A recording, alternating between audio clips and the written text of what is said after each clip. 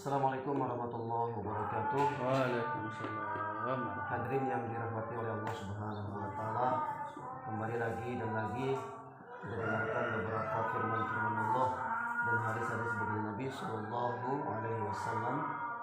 Yang pertama mengenai iman. Saya bacakan hadisnya.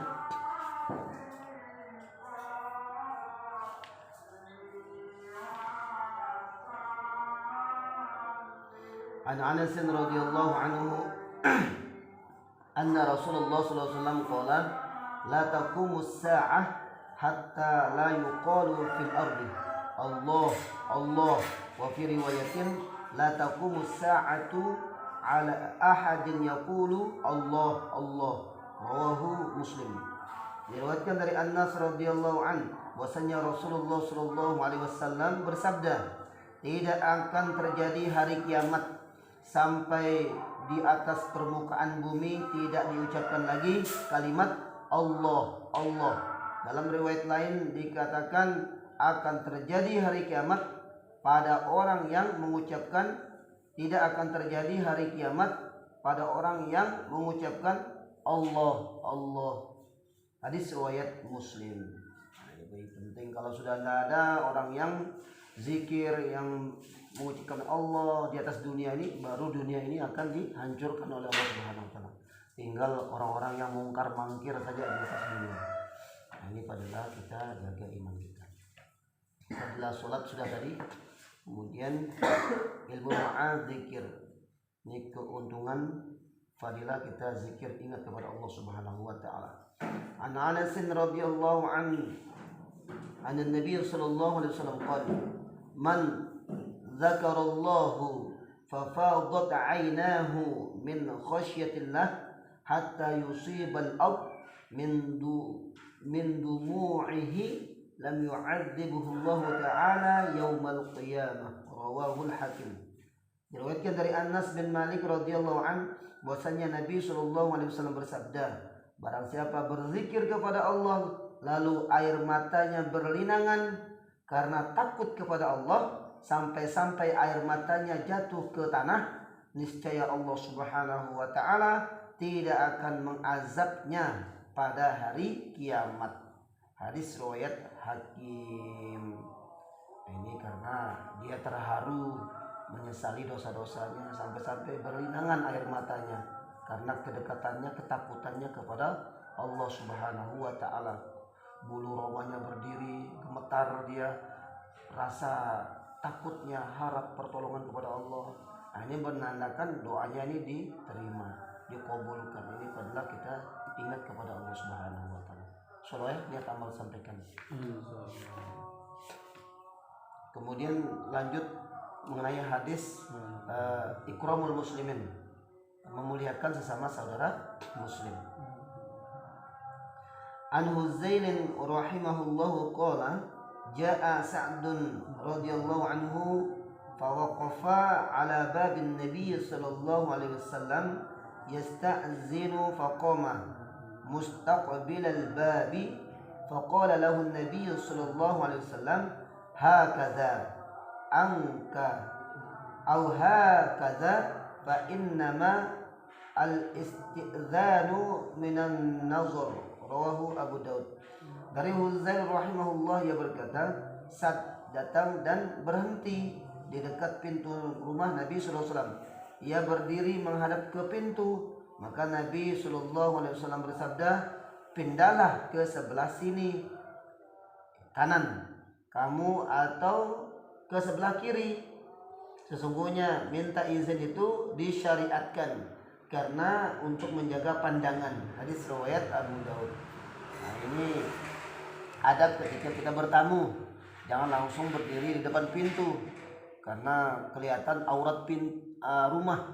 Siapa tahu tuan rumah lagi ya lain-lain ya.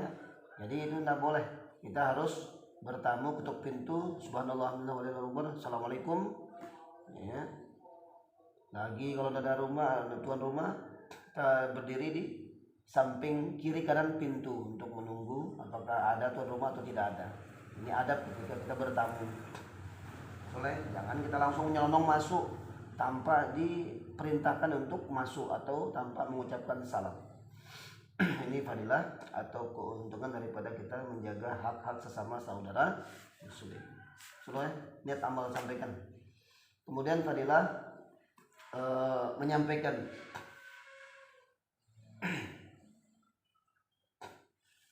An Muhammad bin Utsman bin Hawshab an abihi an jaddihi radhiyallahu anhu qala lamma an azharallahu Muhammadan arsaltu ilaihi arba'ina farisan ma'a abdi syarr faqadimu alaihi bi kitabi faqala lahu masmuka qala abdu syarr qala bal anta abdu khair fabaya'amahu al-islam wa kataba ma'ahu al-jawaba ila Hawshab zi Zulaim fa amana Hawshabu al-ishabah.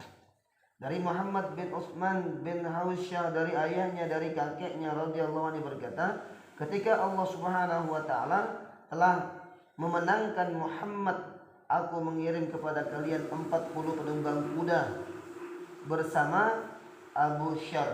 Mereka datang menemui beliau dengan membawa suratku. Maka Rasulullah SAW bertanya kepadanya, siapa namamu? Ia menjawab, Abu Syar, hamba kejahatan.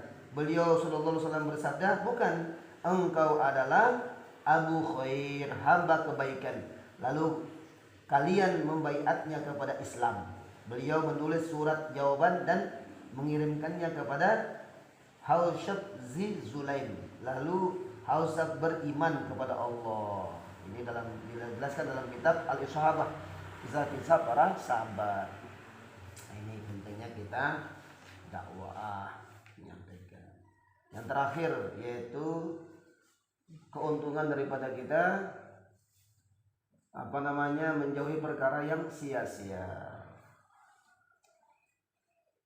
An Khuzaifah radhiyallahu anhu qala kuntu rajulan dharibal lisani ala ahli faqultu ya Rasulullah qad khashitu ay yudkhilani lisanin nar qala fa aina anta min al istighfar inni la astaghfirullahu fil yaumi mi'atan. Rawahu Ahmad. Dari Khuzaifah radhiyallahu anhu ia berkata, aku adalah seorang laki-laki yang berlidah tajam terhadap keluargaku. Maka aku berkata, wahai Rasulullah, aku sungguh takut kalau lidahku akan menyebabkanku masuk ke dalam api neraka. Maka Nabi SAW bersabda, mengapa kamu tidak beristighfar sebanyak-banyaknya, minta ampun kepada Allah Subhanahu wa taala? Sesungguhnya aku beristighfar kepada Allah 100 kali dalam sehari. Hadis riwayat Ahmad. Ini keuntungan daripada kita untuk zikir pagi petang itu. Dianjurkan kita istighfar 100 kali minimal pagi petang. Berarti sudah 200. Bila perlu sampai 1000. Ini kita istighfar. Kalau Nabi kan sudah ada jaminan masuk surga, beliau tetap istighfar 100 kali. Ini kita belum ada jaminan masuk surga. Istighfar jangankan 100, subhanallah, kita hitung-hitung kita istighfar ya, istighfar. Insyaallah ya. Hadirin Allah Subhanahu wa taala, itu saja yang bisa kita bacakan. Mudah-mudahan Allah selalu bimbing kita, berikan kita kekuatan iman untuk bisa kita amal dan sampaikan. Dan mudah-mudahan semua amal ibadah kita diterima oleh Allah Subhanahu wa taala. Amin. Amin Allahumma amin.